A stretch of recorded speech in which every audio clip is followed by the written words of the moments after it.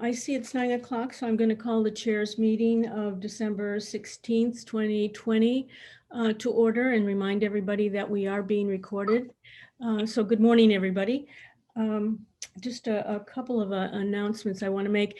You know, I think the committees are doing a great job adapting to the new rhythm that we're all coping with as a result of now two planned delayed town meetings. Some committees are taking advantage of some extra time they are finding with their normal schedules by holding some joint meetings with other committees when that's seems relevant for issues that they either want to tackle or haven't had the opportunity to get to in former years with schedules. So that's great. I know the FinCom and the school department either have just had a joint meeting or are going to have a joint meeting. We'll learn more about that shortly. The planning department and ZBA, I know, have a joint session.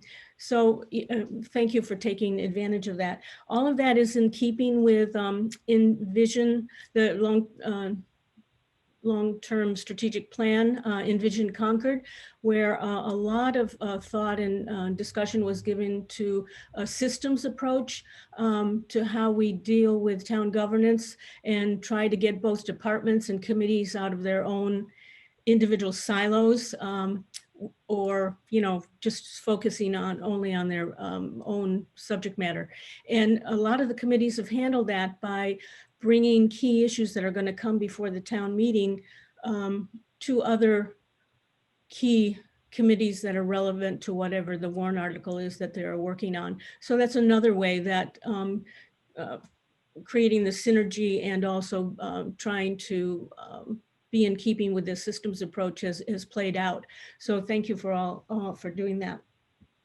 The other thing I would mention is that you all, committee chairs at least, just recently received notification that it's time to submit reports for the annual town report.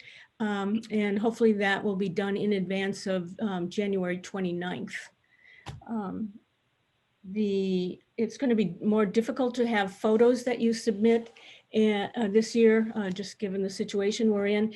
And I think the request in the letter that's gone out to the chairs is that if you are going to do that, just please make sure that all of your committee members are represented.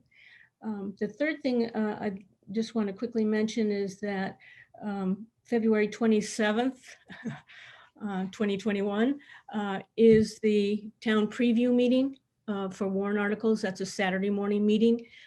So please, everyone, put that on your schedule. And with that in mind, again, if you can mention again this morning in your reports, if you are anticipating bringing forward a warrant, that would be helpful.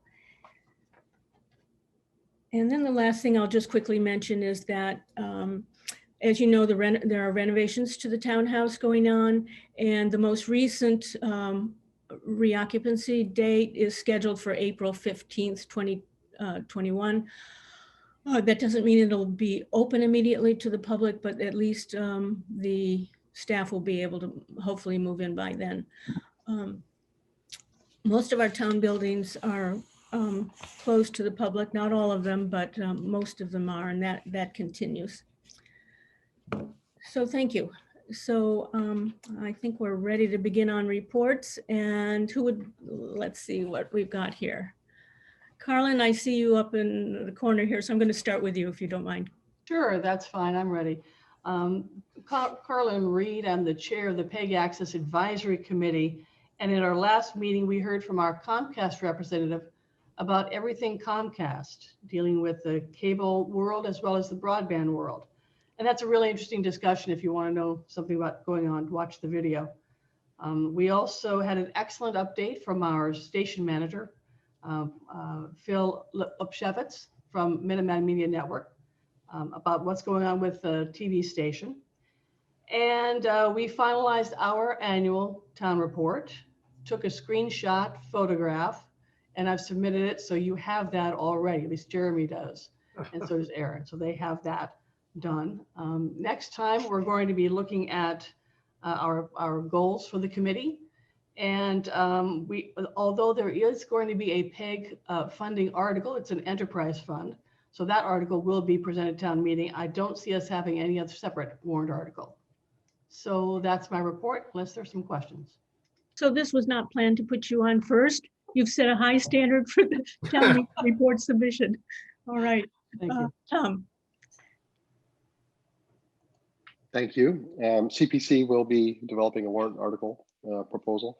We have 15 projects that we're reviewing. We have a little over $1.7 million in available funding for grants. We've been doing good work through the fall, and we're going to extend our deliberation period into the beginning of the year just to give our applicants some extended time to help answer some questions. But I think we're moving to a good place. We received rankings from both the select board and town manager, and we are looking forward to a review from town council. Thank you. Thank you. Tom Matthews.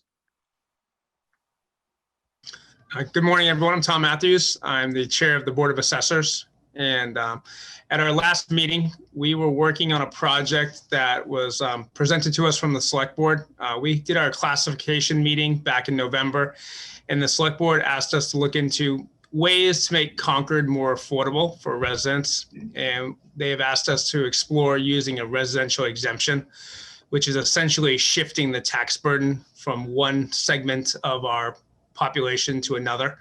And we went through that in detail through the board. We'll be kind of shaping and shoring up that presentation and making it to a formal presentation to the select board sometime in the early new year. As it stands right now, the Board of Assessors does not feel that the residential exemption is a good tool for the town of Concord, but we will be moving forward with that presentation. Other than that, we're just kind of gearing up and getting ready for abatement season, which starts in February. And we are actively looking for people to serve on the Board of Assessors, one of our longtime members moving out of town. So if you hear of anyone who's interested in getting involved, please send them my way. Thank you very much for having me this morning. Cheers. Thanks, Tom. Open to any questions if there are any. Yeah, we look forward to that presentation. Great, Nancy? Hi, Nancy Nelson with the Historical Commission, and I'm standing in for Melissa, who had a conflict this morning. I think very briefly, 4 things. We are going to have a demolition delay bylaw article on with some changes to the content, and the changes can be found on our website. And those discussions are ongoing, and we remain concerned about the nearly total demolition about 612 Barrett's Mill Road. We are speaking, Elizabeth's here somewhere, with ZBA. I think Melissa and has spoken with other town committees about how we can prevent this from happening again. And if you haven't seen it, please go by 612 Barrett's Mill Road. The MBTA apparently is working on finding a new tenant for the West Concord Depot. The Historical Commission has ongoing concern about that structure. And the MBTA's obligations to maintain it, which they're trying to apparently put on to the next tenant. So that's something of interest to us. 1710 Lowell Road, also the subject of a demolition delay right now, one of the oldest houses in Concord, and of importance also to the Carlisle Historical Commission. Apparently, when Carlisle was being formed, members of that community met in this house. And it would be wonderful to find a preservation-oriented life. So that's an ongoing concern and ongoing discussions, and no meeting in December. So there you go. Thank you. Nancy, can I ask you a question? When you mentioned the MBTA, who is the current tenant that will likely be replaced? It's that little coffee shop Okay, that's currently there. I think very important to commuters in the morning and others. And is that Okay. all? yeah, good, thank you. Thank you very much. Yeah. Lise, good morning. Morning. Lise Holdorf, Agriculture Committee. We just had our December meeting last night, and we have been moving forward, reimagining our annual Spring Forum event, which is an outreach event we do usually in March. We're not going to be able to do it the way that we normally do it, so we're planning to push it back into probably late April, early May, so that we can hold multiple outdoor events, outreach events that on various farms around Concord. The theme will kind of be like seeding and planting, spring renewal. I just got in contact with Bill at Minuteman Media Network about also producing a segment in conjunction with the events, and hopefully, be showing what's going on in the farms in Concord and getting residents coming out to the farms. I think there'll be some interest in getting outdoors at that time of the year. So that's what the main thing that we're working on right now is planning it and coming up with a title and and scheduling some demos related to seeding and planting on a bunch of different farms. Wonderful. We'll hope for some cooperative weather for all of that. Yes. Since you're delaying it. Thank you. Bill, good morning. Good morning. So I'm Vice Chair of the Concord Tax Fairness Committee, and we continue to shepherd the senior means tested exemption that we have through the Commonwealth, the legislature, hoping to make it permanent. The latest has been that there was a hearing, I believe it was last week, by the Joint Committee on Revenue. Linda, you may know more than I know about whether there was a result of that meeting. I don't know if it was voted to go to the full legislature. Do you know?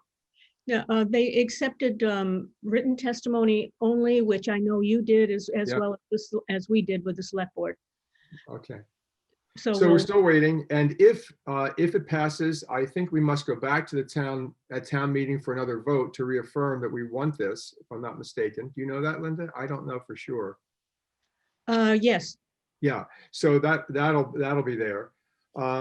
Just for you to know, this year there were 34 recipients of this tax discount in the town, and Tom Matthews, you're probably aware, it increased the property tax rate by 2 cents for people to allow for it. So that's my report. Thank you very much for that update. Alice, good morning. You're on mute. There we go. Let's try that again. Okay, thank you. Good morning. I'm Alice Kaufman. I'm the new chair of the Concord Municipal Light Plant Board. We have a new board. Out of 5 members, we have 2 new members, which is always a little bit awkward for starting off a year when we have a lot of really intense policy questions to begin addressing. We have some big issues on the board, which include a change in our rate structure that will separate out the various costs of what's in our rates to adapt to a time of use rate strategy, which would mean there are varying rates throughout the day based on the cost of energy at those times of the day. Peak times, energy costs are very high. Evening to hours, oftentimes energy costs are low. As you shift away from the high cost price, everybody benefits in the town because we avoid the super high costs. So we've just finished our first round of rate setting that it doesn't make a huge difference in people's bills, but it does to making the shift from fixed to variable costs. Also big on the agenda will be smart meters. It was voted in a number of years ago by town meeting that we would purchase and install smart meters. It's taken us a long time to get to this point of sending out an RFP to help us develop what we need to get smart meters. And we really are working now on an opt-out strategy for those people who choose not to get a smart meter for whatever reasons. Some folks are concerned that you may have attended last year's forum on smart meters and radio frequency waves. And we are again bringing up the option of thinking about utility scale battery storage. We have a lot of solar in town, but it's not readily dispatchable at times when you need it. You know, you produce solar when the sun is at its peak, which is middle of the day, but our peak usage is more towards the end of the day when there's less solar available. So if there is battery storage, you'd be able to dispatch it to the times when energy use goes up and solar capacity is down. So we're looking into how to do that.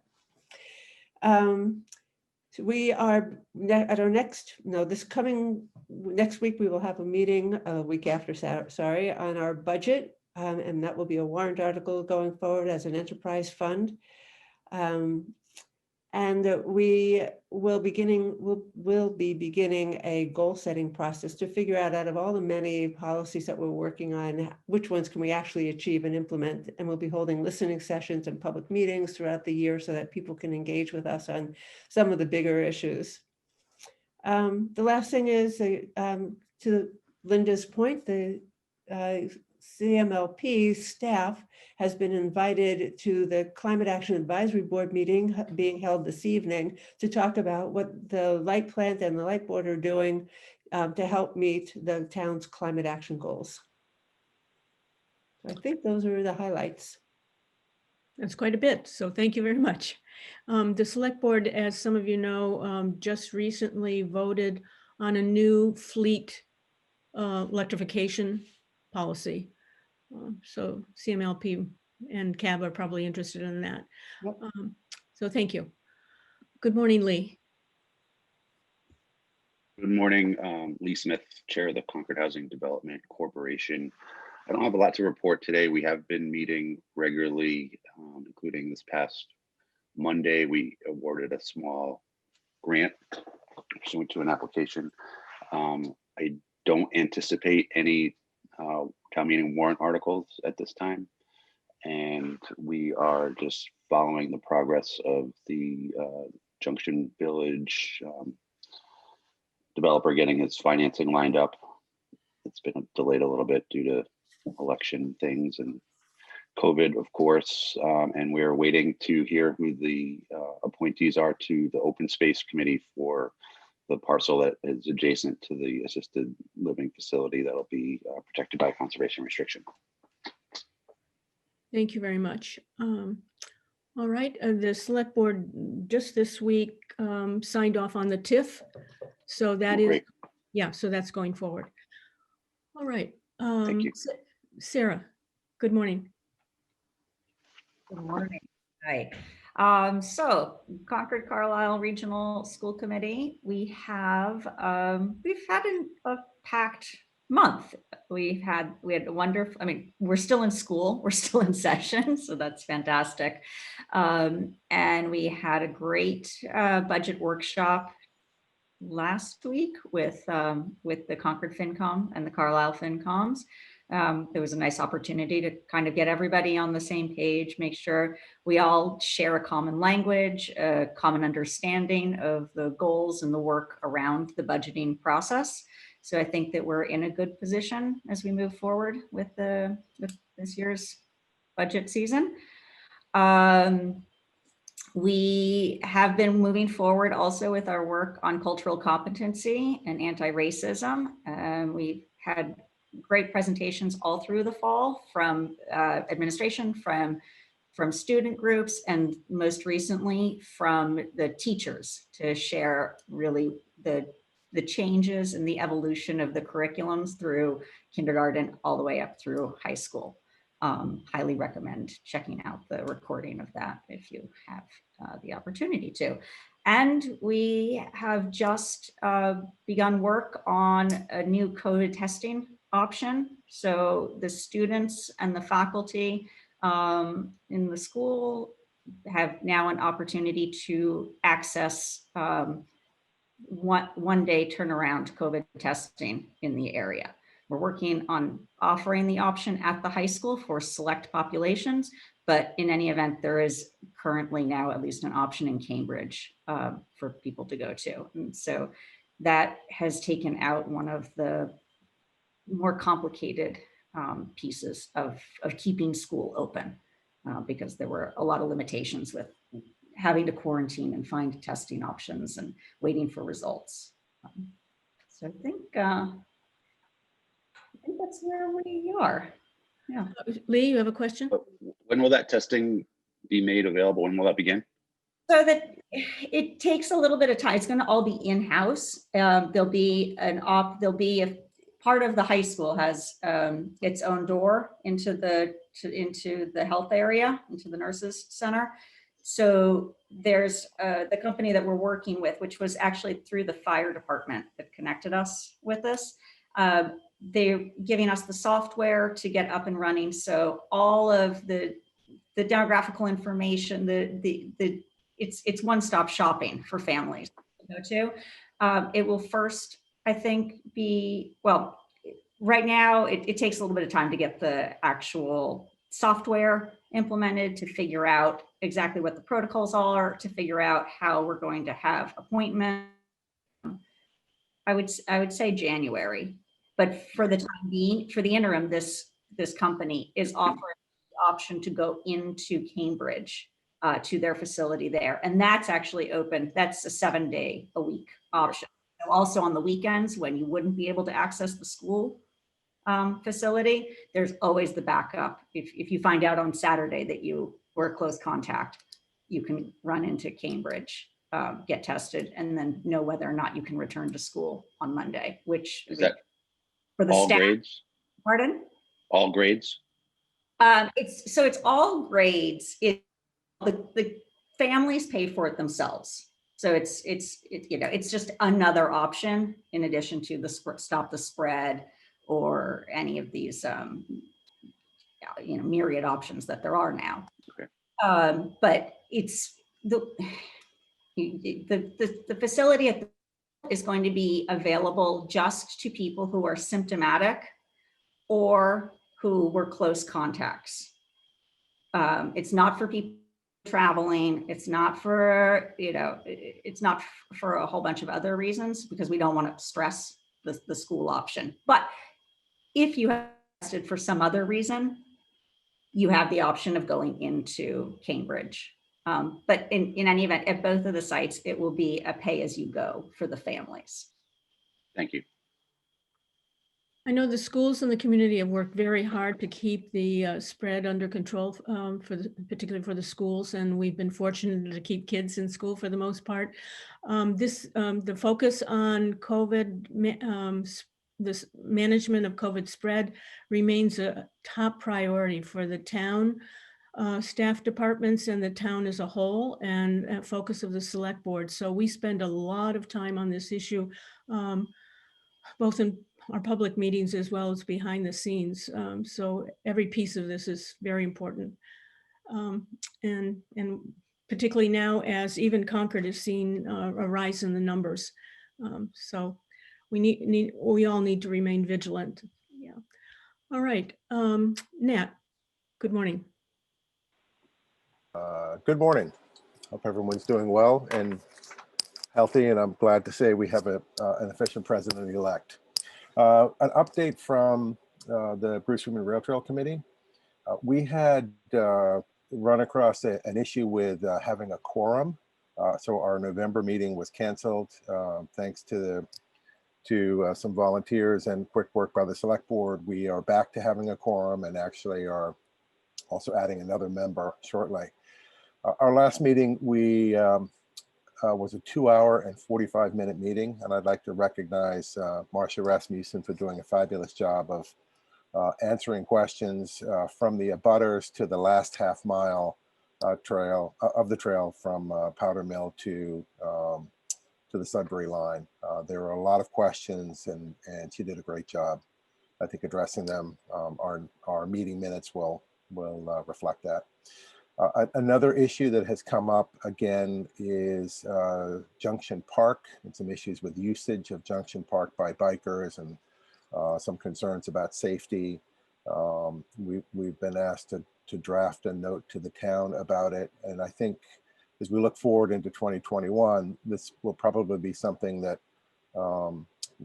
we will want to have a wider set of discussions rather than just the Bruce Freeman Rail Trail Advisory Committee.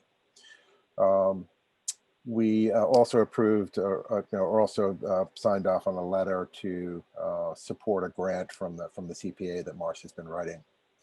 In terms of related business, we're talking or staying in touch with Linda and the Select Board regarding an appropriate approach to expanding our charge regarding the Reformatory Branch Rail Trail.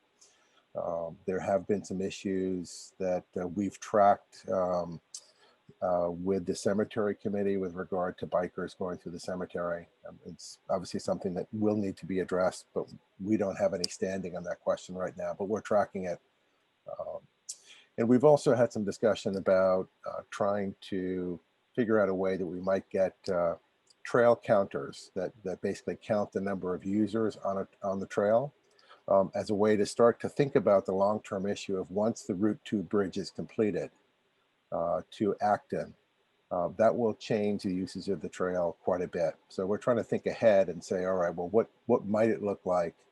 How can we use the data on current usage on both sides of the bridge to help us think about what the world might look like after the Route 2 bridge? I mean, I think there are going to be some very good, economic boost to West Concord when that bridge is completed. And I think we also need to, be aware of other issues that might come up.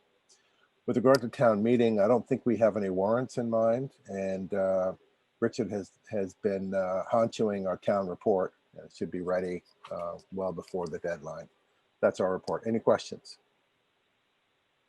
Thank you very much. And Richard, since I see you're here and you were referenced, do you have anything you'd like to add? No. Okay. I'm glad you're working on the report. Thank you. Right person to do the job. Mary, good morning. Hi. Thank you, Linda. My name is Mary Hartman. I'm the chair of the Finance Committee. I'd like to begin our report out by echoing what Sarah said. We had a great workshop with the Joint School Committee. It was collaborative. It really is a testament to the fact that the schools and the school committee want to make the budgeting process as transparent as possible. And I think it really bodes well for when we begin our FY22 budget conversations in January. So thank you for hosting that. Speaking of the budget, we had a presentation by Carrie LaFleur, the CFO of the town, that gave us some preliminary numbers or estimates around revenue and fixed costs for FY22. And these are very sobering. As you know, 80% of our budget is funded with property tax, but another 20% depends upon aid from the state and local receipts from hotels, motor vehicle excise, and restaurants. And as you can imagine, that's where we're vulnerable to state aid and local receipts. So budgeting is always we're making assumptions into the future, but if we look at some of our worst case assumptions, we're looking at a 2.5% property tax increase and still requiring a cut in about $2.5 million of spending. So it's early and things could be a lot better than we thought when Kerry put these numbers together. I mean, with the vaccine, we might see the economy come back, local receipts might bounce back, and we still have time to make some better estimates. But right now it's sobering and it's volatile. So, like I said, budgeting is you're always dealing with uncertainty, but this year we're dealing with a lot of volatility and a lot of swings. So we'll be taking a close look at this when we put together our budgets in the spring. But I wanted to kind of give people a heads up that we are vulnerable to revenue decreases. And there's not much we can do about our fixed costs, as you know, so it would have to come from our discretionary spending. So with that, sorry to be that person in the room that has to give that kind of news, but the last thing I just want to say is that we will be bringing a warrant article to town meeting, which basically changes the date that we publish our guideline. Right now, it's a fixed date on the calendar, and we'd like to change it so that it's more relative to when the warrant closes. And that's all I have. Thanks. Thanks very much. It sounds like it was a good meeting with the Finn. Elizabeth, good morning. Man, I knew I was going to have to follow that one. All right, I'll try to say something positive. We had a great meeting with the planning board on with ZBA, zoning board, and planning board on Monday to discuss potential zoning bylaw amendments that the planning board may bring and put on the warrant. Mainly, our discussion was focused on the FAR, the floor area ratio, and it was very helpful because zoning board could kind of give planning. Well, I think it was helpful. Kristen, you can tell me if you guys thought it was helpful. Gave kind of our perspective on whether we thought that the FAR was a tool that was working to do what it was designed to do. I think the general consensus is not really, with the numbers being so large, the amount of square footage that you can build and still fall under the FAR regulations. So the question is what to do about that and whether to bring an amendment to change those numbers and whether or not there's a chance that that would pass or not. That is for the planning board. We kind of put that back to the planning board to discuss whether they're going to try to bring a zoning amendment warrant article this town meeting or next town meeting maybe. In addition, we talked about some other potential changes. Our earth removal bylaw doesn't specify anything about fill, it's just earth removal. So we're talking about whether to change that to include fill as well, since filling also impacts the sites that it's done on. Our meeting this week, we are going to be dealing, the Concord Country Club is before us. They did a great deal of unauthorized work on their property for an irrigation pond. And we have been kind of waiting to see if they've gotten any closer to working out these issues with other boards, and we will be hearing from them tomorrow on what their plan is going forward. I think other than that, that's all I got. Sounds like a lot. I'm going to ask Kristen to follow up. Kristen? Sure, this is Kristen Ferguson from the planning board. And as Elizabeth said, it's great to have those joint meetings so that we're not so siloed. And, you know, following up with that, a lot of the things that have been coming from the planning board in terms of public comment have been about affordable housing, housing diversity, sustainability, as well as, you know, stopping mansionization. And to that end, Elizabeth Hughes and the planning department is going to reach out to some of the other committees here, particularly in the affordable housing committees, and possibly the finance committee, to kind of talk about how we might work together, since it's not strictly just a planning board role, to kind of come up with some more holistic remedies. So we're looking forward to kind of, at least over the next year, I know it's probably not going to be before this warrant, but kind of working on some bigger picture solutions with some of the other committees. Terrific. Thank you, Kristen. Okay. Linda? Yes. Linda, this is Cord. I wonder if I could butt in simply because I'm in a car and I'm about to put a mask on. It's going to get more difficult to share my brief bit this morning. I think we'll let that go by. Go ahead. All right. So Court Booth, Concord School Committee. I think Sarah covered most of this. We do want to report that we're up to 40 cases in the schools. None of them are in school transmission, so that's very good news. And it's a day by day, as everybody knows. Secondly, note for your calendars, January 5th, the Concord School Committee will be looking at the Concord Middle School, new middle school education plan. So this is going to be one of the milestones in the process. The Middle School Committee met last week to reconvene, only to decide that another very brief pause might be appropriate to look at the calendar, because with the loss of 8 or 9 months, the schedule is quite compressed now. So the leadership team is taking a close look at that, and we will hear from them shortly.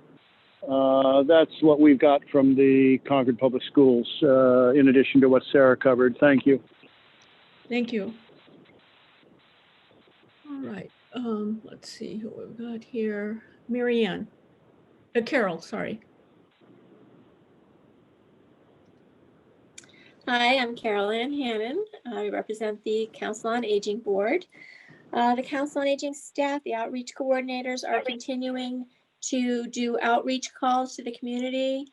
They have about 800 individuals that they try to keep in touch with to make sure that they are okay during this period when they're stuck at home. They had a drive-through Veterans Day event, which was very successful. That was funded by the COA gift shop, which even though they haven't been open, they do have money available to fund a lot of these like drop-off things that the Council on Aging does for the seniors. They gave away turkeys for Thanksgiving. They had 120 turkey meals that they were going to give away. They're starting a new bereavement series since we're losing a lot of individuals and family members, maybe near and far. So they felt the need for more bereavement groups. COA has also secured some iPads that they're using to do home visits, so they can bring the iPads to a person who's living alone. They leave it at the doorstep, then step away. The person can come out, get the iPad, bring it in, and they can have a more personal visit to discuss what's going on with them. So that has been a good change. And that's about it. Thank you. Carol, can I just ask you one question? I know I understand that over 100 seniors on an annual basis take advantage of the AARP tax preparation program, and that this year that will not be able to be implemented.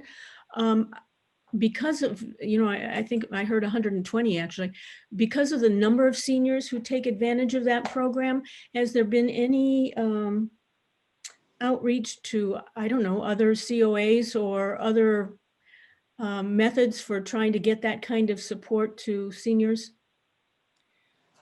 We have talked about it. The woman who is in charge of it has been investigating some things, but I think it's a matter of getting information from individuals, that they can't just drop it off at the COA. So there's no way to really connect with people that's safe and allowable. Yeah. Okay, well, at least it's being looked at. And since you just mentioned the iPad effort here that's going to be made, I'm just wondering if there is some mechanism like that that could be helpful. It's just, I'm just concerned because of the large number of citizens that depend on that. Well, we have a meeting tomorrow. We'll probably talk about it again and see if we can come up with something. Yeah, all right, thank you. you. Thank you. Carmen, good morning. Hi, good morning. Carmen Jacquier, White Pond Advisory Committee. Of course, we're very engaged with the White Pond Improvement Plan, and we're very appreciative that the town through Kate Hodges has been very open to public opinion and to alterations in the plan if the public opinion goes that way. We also have the Bruce Freeman Rail Trail Phase 2C, the last phase, going across the other end of the pond, and we're very concerned that the fencing and all gets to a state that, or is done in a way that will be beneficial to the pond, because there could be a lot of traffic on that trail, and they could see the pond, and it could impact the people coming off the trail to the pond. So far, it looks like it's really, they're doing a very good plan about that. I'm the liaison to that committee. We recently got a report from Professor Kurt Staker at Paul Williams College in upstate New York about, I think almost 3 years ago. He did a coring project at Walden, and he came and did the same thing at White Pond. And we just got that report from him. It's pretty scientific, so we're not quite gone through with it yet. He looks at diatoms, which are these little skeletons that are left over from these small beings that change over the years, and it's in accordance with what the conditions of climate and conditions of the pond are. His overall assessment of White Pond is that the water quality has greatly deteriorated since about the 70s, whereas Walden took steps and their water quality stopped deteriorating and has actually gotten better. So we need to look into what can be done with White Pond. It's difficult because there's so much private land at the pond edge, and then it's a combination of town land, conservation land, and of course now we have the beach. And since the town now has this beach, it's probably very important to it that the water quality can keep up to it, to a good standard, and be approved if possible.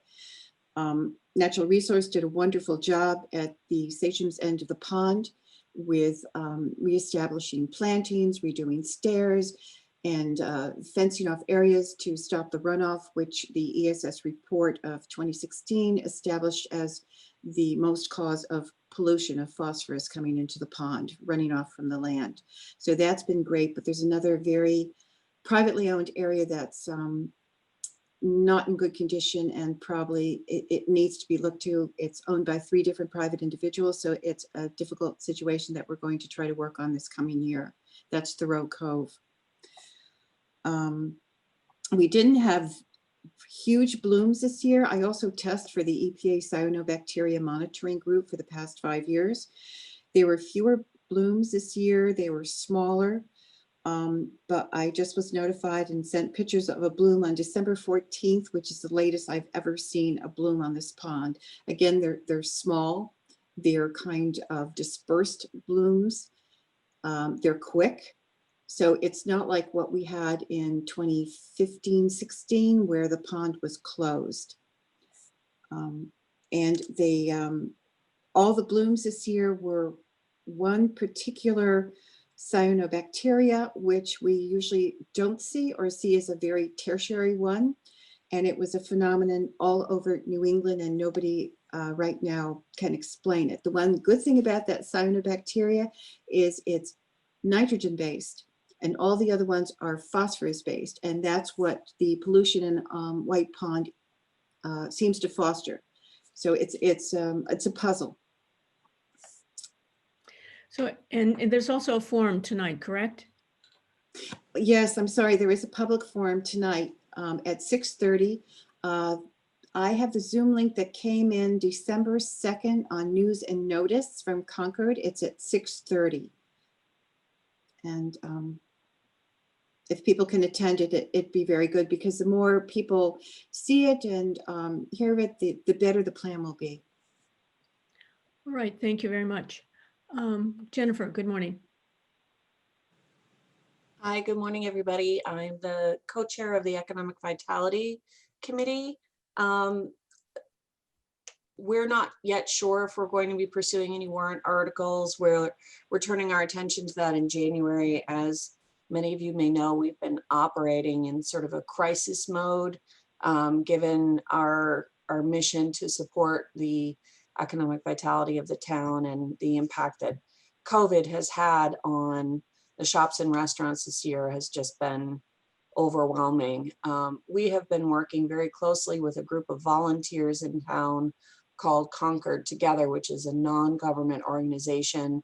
It's been a very productive partnership between government and non-government, and together we've been able to do quite a bit that has impacted and positively supported the restaurants and the shops through this.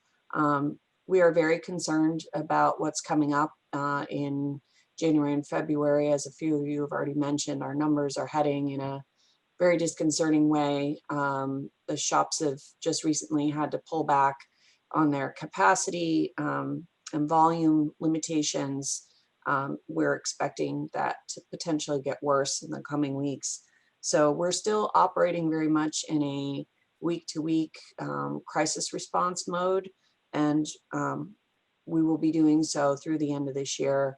Once we get into January and February, we're hoping to finally shift our attention back onto our original mission, being a new committee as well, and to start doing some longer term planning around the economic viability of the town. A few things popping up that we're really keeping our eye on. As you know, several businesses have had to close during COVID. The 99 restaurant just closed recently, and this committee will want to coordinate closely with the rest of you when we start to look at in what capacity and what's appropriate in helping to guide or shape what sort of businesses will go into these empty locations. And what do we do if those shops remain empty for a long time? How can we not negatively impact the overall appeal of our commercial town centers for tourism and even for our residents in the coming time period? So the impact of COVID is yet to be seen in its totality, but we are pretty concerned. We are also want to take a look at some lessons learned over the past year. The town has been able to pivot and respond positively in supporting, for example, outdoor dining with restaurants, and a little bit of flexibility. We're very grateful to the historic committee and the various town codes around signage, et cetera. It's been a very positive, nice thing to see the town responding and helping the retail outlets through this crisis. So we may want to take a look at, particularly as it relates to outdoor dining, things that might be a positive hold on after we get through COVID. And then not too far in the distance, we have 2025 coming up, the big celebrations with the anniversary celebrations at the national park, et cetera. We'll want to be creating programs to optimize the economic impact of that on the town. So we'll start looking at that early next year. This is just sort of a general question for people to think about, but one of the difficulties we've had in immediately responding to a crisis scenario of how to support the restaurants and the shops and help prevent them from going out of business is just by the nature of our town bylaws and our codes and our systems. It's very hard for us to pivot and respond quickly in a truly meaningful way that can provide real relief to shop owners who are really struggling. They're kind of squeaking by, but it is perhaps useful to take a step back and look at in the future, how can the town better respond to a true crisis like this with a little bit more flexibility? This is a very big picture question, but it is something that has been on my mind and we'll want to start to explore in the not too distant future. So that's, I think, without getting too far into the details, that's kind of where this committee is at. These are certainly difficult times for the business community, and I know the town has been as responsive as we can be on a whole host of issues, including writing grants to get actual dollars support to some of the businesses for the crisis that they're dealing with. So we're sure to hear more about all of this. Let's see, Kristen. Hi, Kristen Morganti from the Library Committee. I'm sitting in for our chair, Lindsay, today. Many of you probably know that the library stepped back in their reopening phase on Monday and shut down their in-person browsing. So the libraries are now currently only inhabited by the staff, and they have switched to offering all of their services and programming remotely again. So the committee's been in touch with the director about what support the staff needs and how the various library groups can help accomplish that kind of relief or support. The construction project is going very well. If you want to see it in person, you can walk by, and there's also a library webcam that has a second floor view of what's going on behind the barrier. The big push was to get a lot of the concrete poured and a lot of the things that were temperature related, and everything is well on track as far as getting all those things done before before winter really takes hold. We recently updated our administrative code, and last night we approved the final draft, which was submitted to the select board for approval. Our long range planning is well underway. We took some steps back because during the COVID era, some new ideas came up about service offerings that were modified during the shutdowns that we may wish to keep, because it has brought some new new groups in communities into the library. So the long range planning stepped back, but we're still well on track to finish by our August deadline. And we had a report last night by our sustainability subcommittee, which has been working with the library to get the library's goals and planning aligned with the town's. We learned that we're in good shape as the library's costs are pretty much based in heating and cooling costs. And a lot of the goals that we wish to meet by 2030 and 2050 will be met as the CMLP moves to cleaner electricity. And that's my report. Thank you very much. Jean, good morning. Good morning, Jean Goldsberry from the Commission on Disabilities. Well, I've very little to tell you. Our meeting, which was scheduled for last week, had to be rescheduled. We'll be meeting on Friday.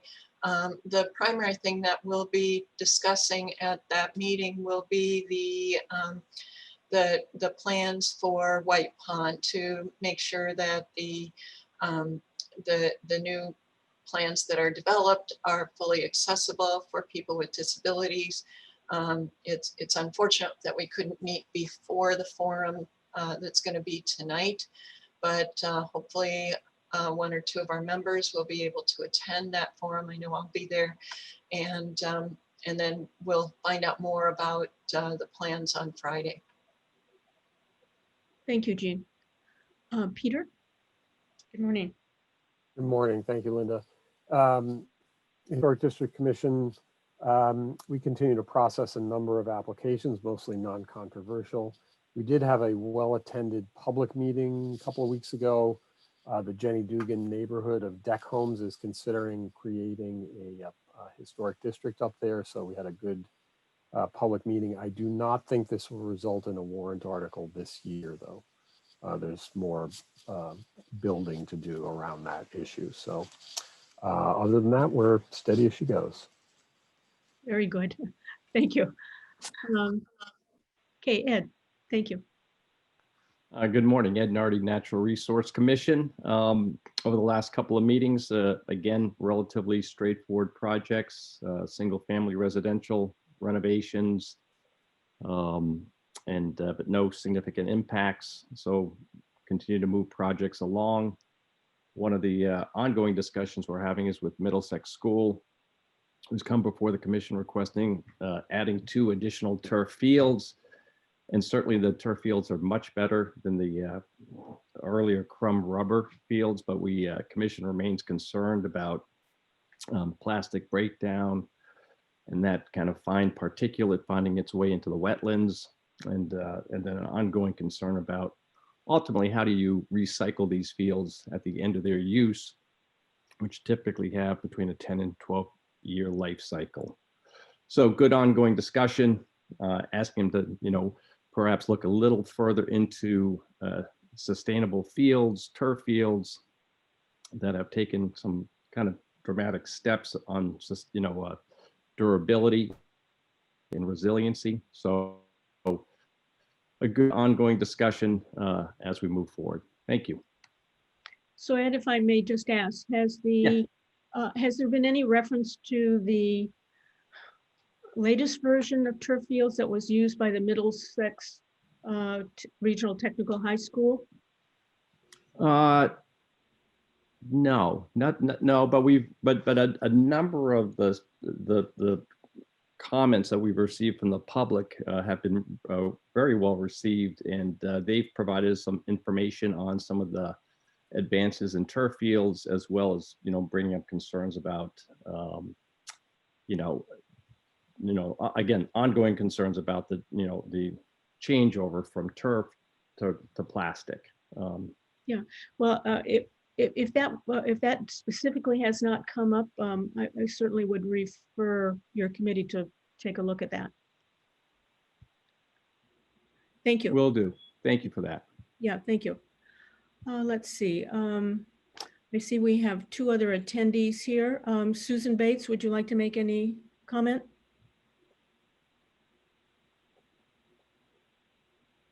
Good morning. No, I have nothing to add, but as usual, it's great to hear this condensed version of what's going on in town. Very efficient. Thank you, and happy holidays. Thank you, Susan. Okay. Is there any other public comment? Okay, seeing none, I want to thank all of you for all the good work you're doing. Please enjoy the holidays. We all need You a too, Linda. we all need a break. You too. Thank Bye, you. everyone. Thank you, Linda. Thank Yeah, you all. you. Thank you.